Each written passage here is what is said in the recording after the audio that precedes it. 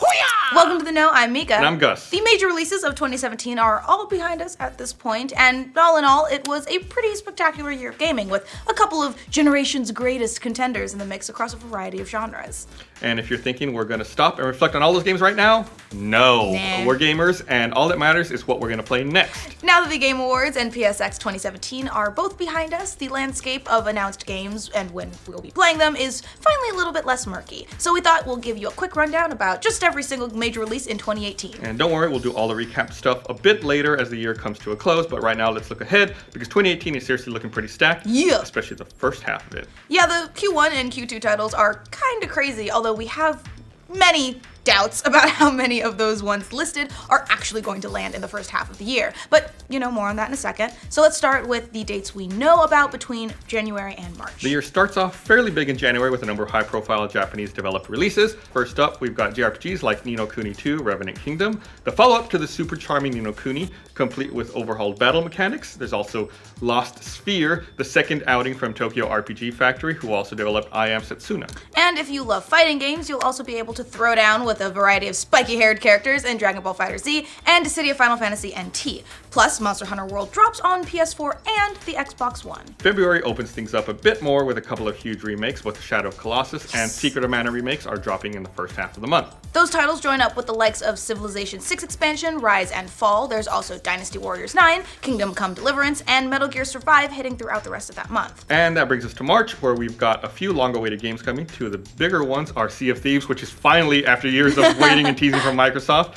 And then there's Far Cry 5, which recently got delayed to March from February. Also in March is the cooperative Prison Break game A Way Out, which you can only play with a friend. Unfortunately, only one of you needs to own a copy, even if you play it online, which is super cool. Following all those games is Yakuza 6, The Song of Life, Attack on Titan 2, Attack on Titan 2, The Devil May Cry HD Collection, and MLB The Show 18. Okay, so that's all the super confirmed stuff out of the way for Q1. We do have a handful of other games that have tentatively been labeled as Q1, but don't necessarily have hard release dates. Those games include Castlevania producer Koji Igarashi's Bloodstained Ritual of the Night, Fee, the indie from Electronic Arts, and Zoink, and Crackdown 3. Of course, Crackdown 3 has already seen a number of delays as it is, and it kinda seems a little bit unlikely that it would release super close to Sea of Thieves, especially since Microsoft's exclusive calendar is already so thin, so we're not really sure if that one will actually land there or not. There's also God of War, which is listed as early 2018 rather than Q1, so we're just gonna assume it's Q1 for now. We're cheating, get over it.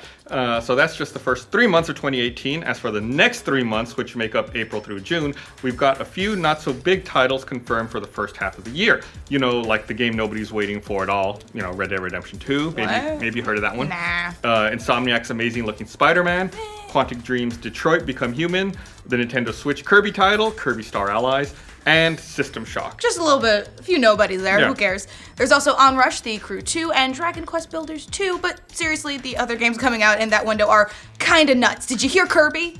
Assuming nothing changes from this early schedule, that potentially puts God of War, Shadow of the Colossus, Monster Hunter World, Far Cry 5, Crackdown 3, Sea of Thieves, A Way Out, Red Dead Redemption 2, Spider-Man, Detroit, and Kirby Star Allies all in this first half of the year. I ran out of fingers. You need more fingers. I do. Well, the second half of the year is a little bit more up in the air. We do have some idea of games that are supposed to come out between July and December.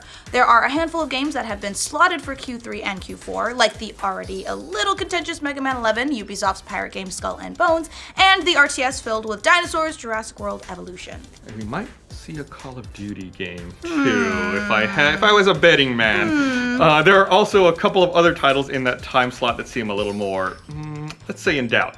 Those include the Kickstarted Shenmue 3, LOL. which has moved fairly slow in its development, plus Anthem, which was already delayed once into this window, so who knows if that target will stick. Hopefully they're taking the extra time to remove loot boxes. Yeah. Okay, so that's all the stuff that's targeted for 2018. There's also a huge list of confirmed, but not really confirmed games meant for next year, but it's always a bit questionable when games are given a year, but no window at all. So yeah, maybe take these with a whole giant pack of salt. Salty. The biggest of the bunch is Media Molecule's Dreams, Kingdom Hearts 3. Good luck holding out on that one, Mica. PS4's open world zombie game Days Gone, Soul Calibur 6, the Switch Fire Emblem and Yoshi games, the new World of Warcraft expansion Battle for Azeroth, Psychonauts 2, and Pillars of Eternity. There's so many games that just hurt me in that one list. So many. Other games on that list include the open world Kung Fu title from THQ Nordic, Biomutant, Bandai Namco's Code Vein, Darksiders 3, Project Octopath Traveler, Valkyria Chronicles 4, and Telltale's Wolf Among Us Season 2, and the final season of Walking Dead. Okay, so that's our enormous roundup of some of the most notable games coming in 2018. It certainly looks like a pretty packed year, which will no doubt hold a few surprises of its own that we weren't expecting at all, or that we forgot to list. What are you most excited for? Let us know in the comments. And like we said before, we'll be doing several year-end lists as we head into the holiday break. So if you want to check out material that looks back on 2017, stay tuned by making sure you like and subscribe to us. We are the Know, if that was confusing.